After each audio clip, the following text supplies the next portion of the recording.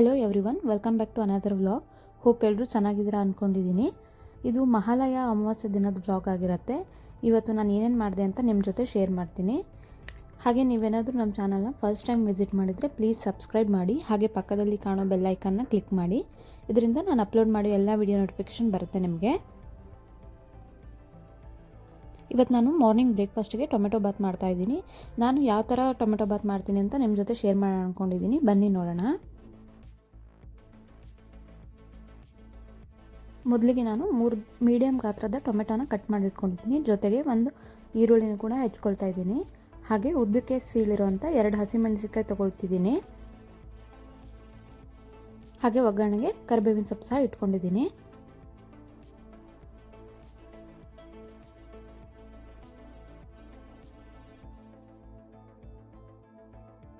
Next ನಾನಿಲ್ಲಿ ಒಂದು mixie ಜಾರ್ಗೆ ಬೆಳ್ಳುಳ್ಳಿ, ಶುಂಠಿ, ಚಕ್ಕೆ, ಲವಂಗ, ಏಲಕ್ಕಿ ಹಾಗೆ ಕಾಳು ಮೆಣಸನ್ನ ಸೇರಿಸ್ಕೊಳ್ತಾ ಇದ್ದೀನಿ.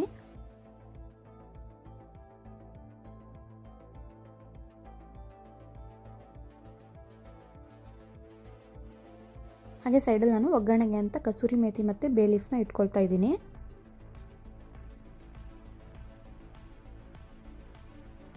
ನೆಕ್ಸ್ಟ್ ನಾನು ಮಿಕ್ಸಿ ಜಾರ್ಗೆ ಹೆಚ್ಚಿರೋಂಥ ಕೊಬ್ಬರಿ, ಸ್ವಲ್ಪ ಟೊಮ್ಯಾಟೊ ಹಾಗೆ ಸ್ವಲ್ಪ ಆನಿಯನ್ ಸೇರಿಸ್ಕೊಂಡು ಪೇಸ್ಟ್ ಮಾಡ್ಕೊಳ್ತೀನಿ ನುಣ್ಣಗೆ.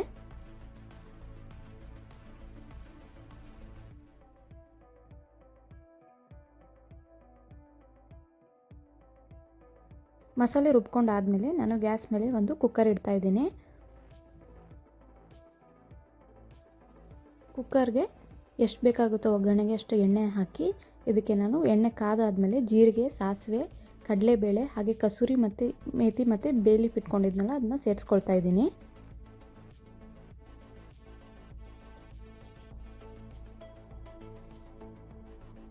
ಎಲ್ಲ ಸ್ವಲ್ಪ ಫ್ರೈ ಆದಮೇಲೆ ನಾನು ಅದಕ್ಕೆ ಈರುಳ್ಳಿ ಹಾಗೆ ಹಸಿಮೆಣಸಿನ್ಕಾಯಿ ಹೆಚ್ಚಿಟ್ಕೊಂಡಿರೋದನ್ನೆಲ್ಲ ಸೇರಿಸ್ಕೊಂಡು ಮತ್ತೆ ಫ್ರೈ ಮಾಡ್ಕೊಳ್ತಾ ಇದ್ದೀನಿ.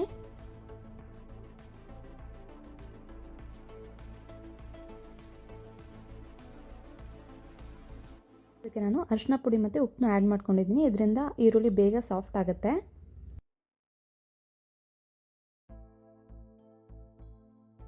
ಈರುಳ್ಳಿ ಎಲ್ಲ ಸ್ವಲ್ಪ ಫ್ರೈ ಆದಮೇಲೆ ನಾನು ಮಸಾಲೆ ಹಾಕಿ ಇದನ್ನ ಹಸಿ ವಾಸನೆ ಹೋಗೋ ತನಕ ಫ್ರೈ ಮಾಡ್ಕೊಳ್ತಾ ಇದ್ದೀನಿ.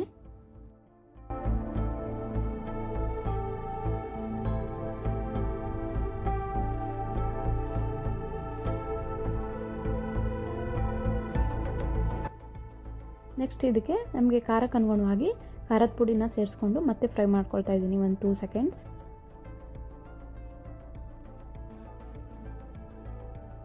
ಇವಾಗ ನಾನು ಇದು ಫ್ರೈ ಆದಮೇಲೆ ಟೊಮೆಟೊ ಕೂಡ ಆ್ಯಡ್ ಮಾಡ್ಕೊಳ್ತಾ ಇದ್ದೀನಿ.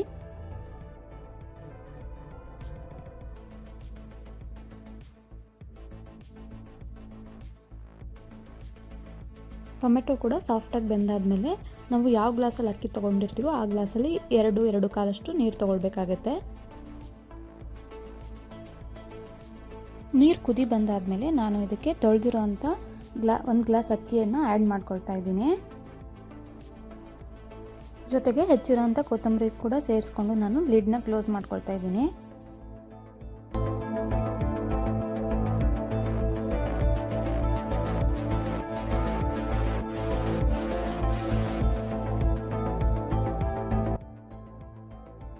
ಕುಕ್ಕರ್ 2 ವಿಷಲ್ ಕೂಗಾದ್ಮೇಲೆ ಸ್ಟವ್ನ ಆಫ್ ಮಾಡ್ಕೊಳ್ಳಿ.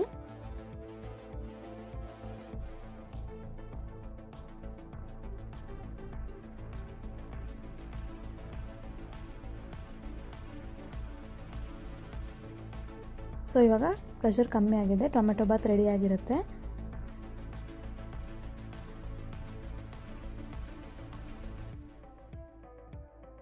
ಸೊ ನೋಡ್ತಾ ಇರ್ಬೋದು ಕಲರ್ಫುಲ್ ಆಗಿರುವಂಥ ಟೊಮೆಟೊ ರೈಸ್ ರೆಡಿ ಆಗಿದೆ. ಇವಾಗ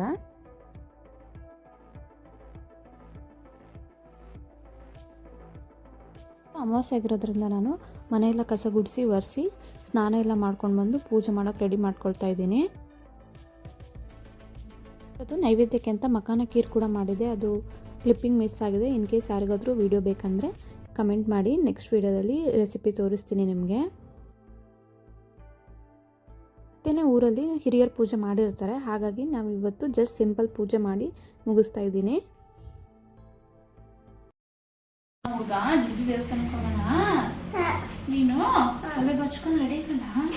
ಅಮ್ಮ ರೆಡಿ ಆಯಿತು, ಅಜ್ಜಿ ರೆಡಿ ಆಯಿತು, ಅಪ್ಪ ರೆಡಿ ಆಯಿತು, ನೀನು ರೆಡಿ ಆಗೋದು ಮತ್ತೆ ಬೇಗ ಬೇಗ ಬೇಗ ರೆಡಿಯಾಗಿ ಅಲ್ಲ ಎಷ್ಟು ಕಳಿಸ್ಕ ಹಿಂಗೆ. Okay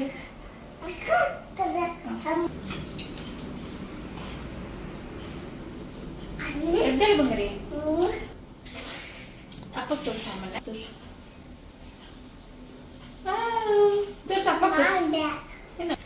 super super ತಿದನಿ.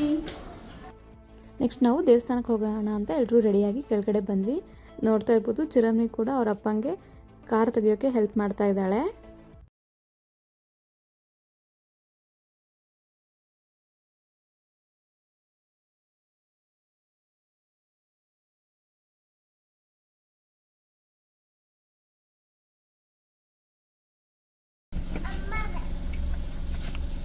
ಏನಮ್ಮ ನೀನು ಅಮ್ಮ ಹತ್ರ ಕೊಡ್ತೀಯಾ? ಸರಿ ಮತ್ತೆ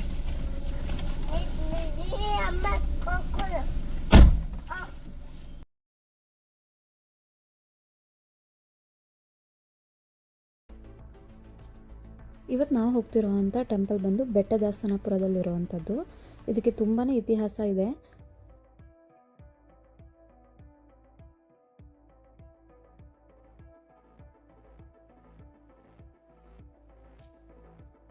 ಇದಕ್ಕೆ ಗೌತಮ ಸ್ಥಳ ಅಂತಲೂ ಕರೀತಾರೆ. ಈ ದೇವಸ್ಥಾನವನ್ನು ಗಂಗರು ಅವರ ಆಳ್ವಿಕೆ ಟೈಮಲ್ಲಿ ಅವರ ಕೋಟೆಯಲ್ಲೇ ನಿರ್ಮಿಸ್ಕೊಂಡಿರ್ತಾರೆ.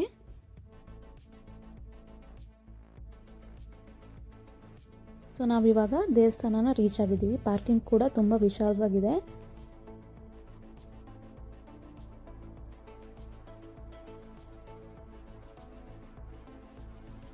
ನಾನು ಅವಾಗಲೇ ಹೇಳಿದಾಗೆ ಕೋಟೆ ಒಳಗಡೆ ದೇವಸ್ಥಾನ ಇರೋದಿದು. ನಿಮಗೂ ಕಾಣಿಸ್ತಾ ಇರ್ಬೋದು ಕಲ್ಲಿನ ಕೋಟೆ ಹೇಗಿದೆ ಅಂತ. ಹಾಗೆ ಇಲ್ಲೇ ಹೂವಿನ ಅಂಗಡಿ ಇಟ್ಕೊಂಡಿದ್ರು, ಹಾಗಾಗಿ ಹೂವೆಲ್ಲ ತೊಗೊಂಡು ಪೂಜೆ ಸಾಮಗ್ರಿನೂ ತೊಗೊಂಡು ಹೋಗ್ತಾ ಇದ್ದೀವಿ.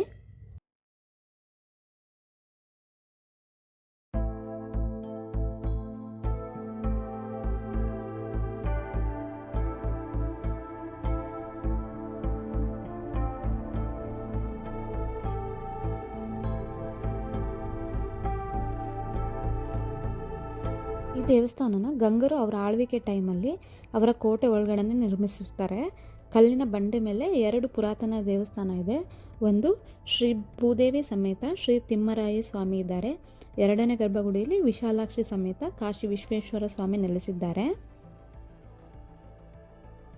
ದೇವಸ್ಥಾನ ಅಷ್ಟೇ ತುಂಬ ಕ್ರೌಡೆಡ್ ಆಗಿರಲಿಲ್ಲ, ತುಂಬ ಪೀಸ್ಫುಲ್ ಆಗಿತ್ತು. ಸೊ ಈ ವಿಡಿಯೋನ ಇಲ್ಲಿಗೆ ಎಂಡ್ ಮಾಡ್ತಾ ಇದ್ದೀನಿ ಫ್ರೆಂಡ್ಸ್. ವಿಡಿಯೋ ಇಷ್ಟ ಆದರೆ ಪ್ಲೀಸ್ ಲೈಕ್ ಮಾಡಿ, ಶೇರ್ ಮಾಡಿ, ಕಮೆಂಟ್ ಮಾಡಿ.